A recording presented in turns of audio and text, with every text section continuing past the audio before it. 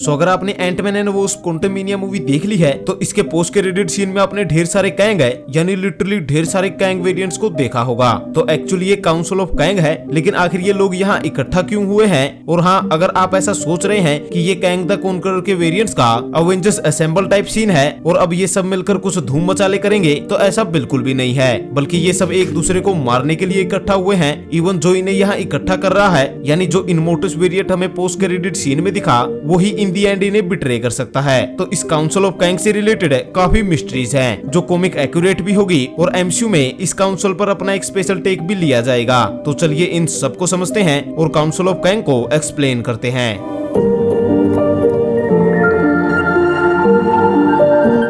तो कॉमिक्स में prime Kang है काउंसिल ऑफ कैंग को बनाता है, जिसमें ऑलमोस्ट हर यूनिवर्स का कैंग द कॉन्करर शामिल होता है। अब यहाँ ट्विस्ट ये है कि इनमोर्टस जो कि कैंग का एक दूसरा वेरिएंट होता है, वो प्राइम कैंग को धोखा देता है और काउंसिल ऑफ कैंग के मेंबर है या यूं कहूं कि कैंग वेरिएंट्स को मारना शुरू कर देता है। दरअसल इनमोर्टस उन सभी कैंग वेरिएंट्स को मारना चाहता था जो कमजोर थे या फिर यूजलेस थे। जैसे कंगारू द कॉन्करर कैंग का एक वेरिएंट होता है, जब ये इस काउंसिल में आता है तो इसे इंसल्ट करके यहाँ से भगा दिया जाता है। तो एक्चुअली इस काउंसिल का विलन और कोई नहीं बल्कि खुद कैंग वेरिएंट ही है, जहां इन वेरिएंट्स की आपस की लड़ाई इस काउंसिल को इन दी एंड खत्म भी कर देती है। पर एमसीयू में दिखाई देने वाली काउंसिल ऑफ कैंग है थोड़ी डिफरेंट हो सकती है। तो हम समझते हैं कि इस काउंसिल में आखिर चल क्या रहा है। सबसे पहले तो ये जो जगह है ये वही जगह है जहां पर ही हू रिमेन्स का सेटाडेल हुआ करता था। यहाँ हम बैकग्राउंड में सेक्रेट टाइमलाइन को देख सकते हैं, जिसकी हालत अब खराब हो चुकी है। इवन इनमोर्टस टाइमलाइन का एक क्लियर लुक भी दिखाता है अपने रूम की विंडो जैसी चीज को ओपन करके। और इस काउंसिल का यहाँ होना सेंस भी बनाता है, क्योंकि कॉमिक्स में भी कैंग काउंसिल है आउट ऑफ टाइम है और मल्टीवर्स के परे होती है। तो यहाँ इनमोर्टस कह रहा होता है कि उनके टाइम पास की वजह से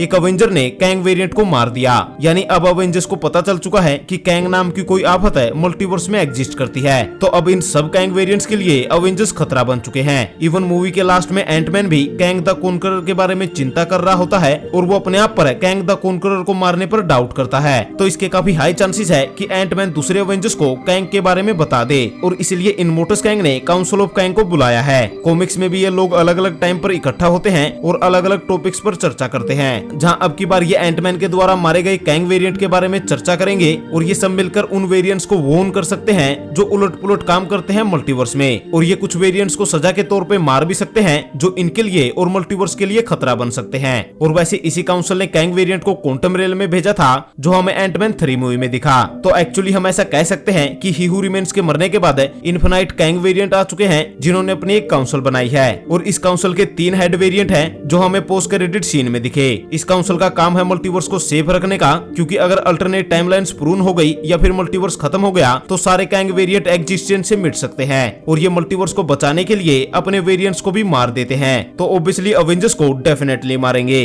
वैसे इस काउंसिल ऑफ कैंग से रिलेटेड एक थ्योरी भी है कि एक्चुअली जो वेरिएंट हमने सेकंड पोस्ट क्रेडिट सीन में देखा, विक्टर टाइमली, वही प्राइम कैंग है, जिसने पहली बार इस कैंग काउंसिल को फॉर्म किया। और ये 3 वेरिएंट और बाकी सारे काउंसिल के मेंबर है इस कैंग के लिए ही काम करते हैं, जहां विक्टर टाइमली नॉर्मल लाइफ जीने की एक्टिंग करता है ताकि अवेंजर्स से छुप के रह सके। इवन उसके वेरिएंट उसे ना मार पाए ही हू रिमेन्स की तरह, इसलिए भी वो छुप कर रहता है। साथ ही वो प्राइम कैंग है तो वो अपने वेरिएंट्स को कठपुतली की तरह यूज करता है। साथ ही जो नहीं मानते वो उन्हें क्वांटम रेलम जैसी जगह पे भेज देता है या फिर उन्हें मार देता है। और अब जब एंटमैन 3 के बाद अवेंजर्स भी उसके लिए खतरा बन चुके हैं, तो मोस्ट प्रोबेबली ये सभी वेरिएंट है 616 यूनिवर्स पर कुछ गड़बड़ कर सकते हैं, जो कि अवेंजर्स कैंग डायनेस्टी जैसी मूवी में दिखे। पर हमें ये पता है कि अवेंजर्स सीक्रेट वॉर्स भी आ रही है और ये एंटमैन 3 वाला कैंग वेरिएंट है एक्चुअली सीक्रेट वॉर के इवेंट्स को ही सेटअप कर रहा था, क्योंकि ये सारी टाइमलाइन और सारे कैंग वेरिएंट्स को खत्म करना चाहता था। और सीक्रेट वॉर्स में भी सारे यूनिवर्सेस खत्म हो जाते हैं और एक बैटल वर्ल्ड नाम का नया यूनिवर्स बन जाता है। तो आई थिंक वो कैंग अभी भी जिंदा है जो पूरी कैंग काउंसिल को मारेगा